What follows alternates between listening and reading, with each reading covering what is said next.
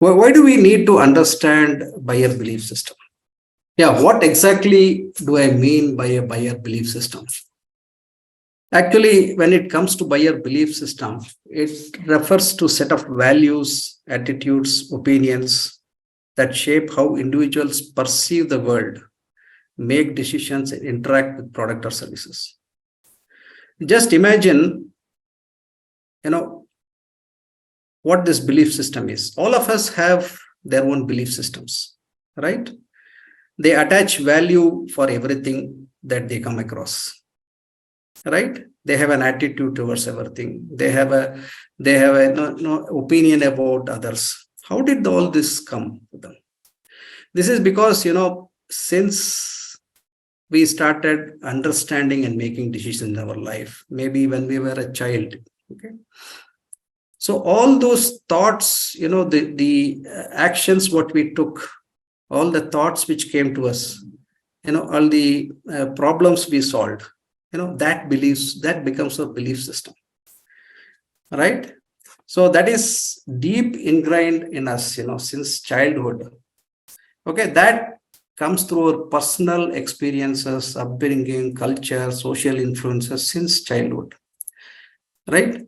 So this has gone very deep. Why is it important for us to understand this? Because people make all their decisions based on this belief system, which they have developed over a long period of time, and it is deep rooted in their subconscious mind. How many of you understand what is a subconscious mind? Okay, let me ask you a question. Normally, when you spontaneously take a decision, do you use your subconscious mind or a conscious mind? Most of the time you use your subconscious mind. Because what happens, that is something, because we like to take decisions fast, right?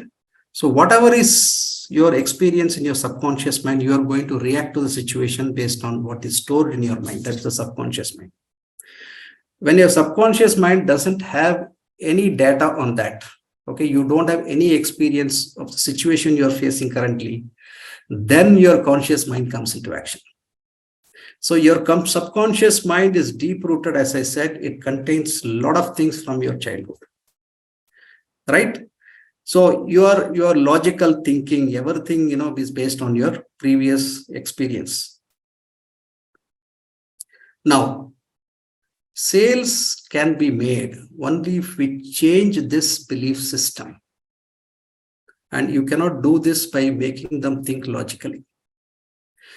Because whatever you say, they will see, okay, what is my experience before sales? Your subconscious mind will start thinking.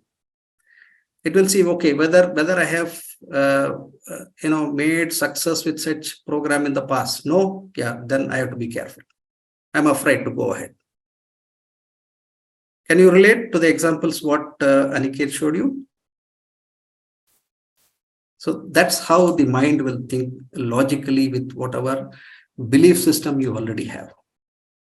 So what do we do? Only when people become emotional, you can make them think of how your products or solution can help solve their problems, okay, which they are having. And when they think emotionally, then they are able to shift their beliefs, not logically. That is the key, guys. So if you are able to dig into the pains of the prospect, make them understand their problems, why they should be, solving how they could solve their problems. When they think emotionally, they take decisions. The belief shifts. How do we change this belief system? That's what the conversation part is, what Aniket has been talking about. Understanding their needs, desires, and their pain points. When you talk of their pain points, when you make them go through the pain point they had in the past, people don't want to go through that again, right? And here the logical, brain does not aid in the decision making. The emotional part, aids in the decision making. Yes, you said, Aniket, say people buy make their buying decision emotionally and then justify with logic. They have made a decision to buy emotionally. Now they have to justify their decision. So they justify with logic. Are you able to understand the concept? So what we do is we tailor our messaging, by the questions we ask, by how we tie up their problems to the solution what we have. Okay, so that it resonates with their beliefs. Okay, so buyers always make buying decisions emotionally and then justify with logic, 100%. So if you are not going to dig into their emotions, if you are not going to dig into their pains, then guys, no amount of justifying by logic, no amount of telling how good the product can solve their problems is not going to make them move forward. How many of you understood this? Type yes in the chat. I'd like to add something here. May I, Sri? Yeah, go ahead. All right.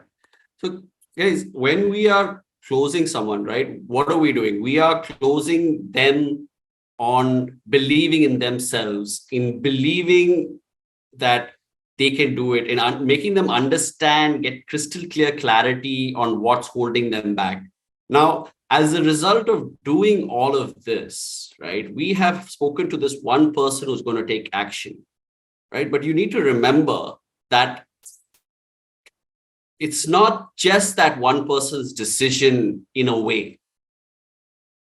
All right. I'll give you an example.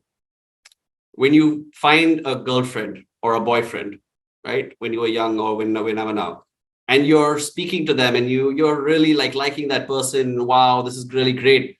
But now you got to take them back to your parents. You got to take them to your friends, right? And what do you say about that girl or that boy when you speak to them? Right?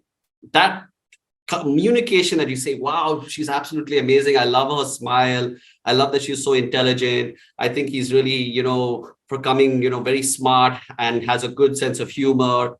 And he made me laugh and whatever it might be, right? It's the way that that person made me feel, or whoever that is made me feel. And that emotion will be felt by the person who you're telling that about, right? So when people are deciding on something, right, you might be deciding between the top 3 coaches in India, for instance, right? And your friend has gone for the top 1 coach, but the 3rd coach had a resonance with you.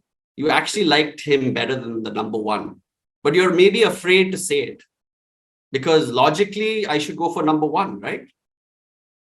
But number 1 didn't make the effort to reach out to me. Number 1 didn't make the effort to actually understand what I'm looking for.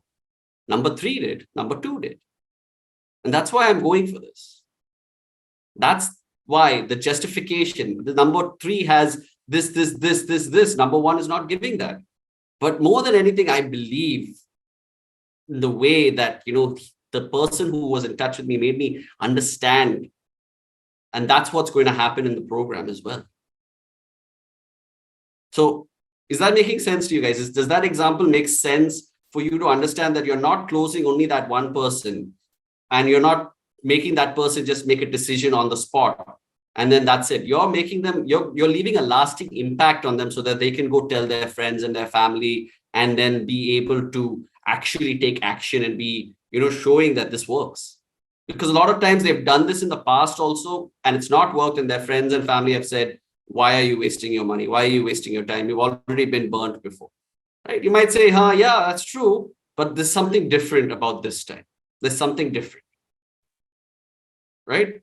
And I'm relating this back to, a boyfriend or a girlfriend or whatever it is before you found the actual person. You're still never going to give up on love, right? You'll still continue to look for it if you haven't already. And that's what I'm talking about. So I hope that example kind of puts in place a certain emotion that we want to bring out of people. There are times when people say that I have to speak to my spouse. Sure, you can go speak to your spouse, no problem. I'm just curious, when you speak to your spouse, what do you think he or she is going to say? Oh, well, she's going to say no. And why do you think that? Oh, well, because I've done this, blah, blah, blah. I've not done, I've spent a lot of money. I've already put us in debt, la, da, da. Right. And then inside of us, if we have a lower self in ourselves and we'll be like, yeah, even I'm in debt, even I've been burned in the past. Actually, yeah, you're right. Don't take action. If you break down on that point of time, you've lost the game. But if you say, okay, all right. But let me ask you, Mr. Prospect, if based on what we've discussed today, all these little points which we talked about, have you spoken to your wife about all these things which we just talked about? Actually, no, I haven't. She won't understand. Why do you think she won't understand? Right. So this is where you are working with the emotion of closing them on really feeling that emotion. Yes, I'm going to go and I'm going to tell them this. I'm going to tell her this. I'm going to tell this. And I'm going to actually make them feel the emotion that you made me feel. And that's what's going to close the final decision, if that's the case. And then, all right. So let's do it, right? So that's what I just want to reiterate over here. Over to you, Srini. Yeah, thank you, Om, for giving that perspective. Yes, emotion plays a big role in making the prospect take a decision.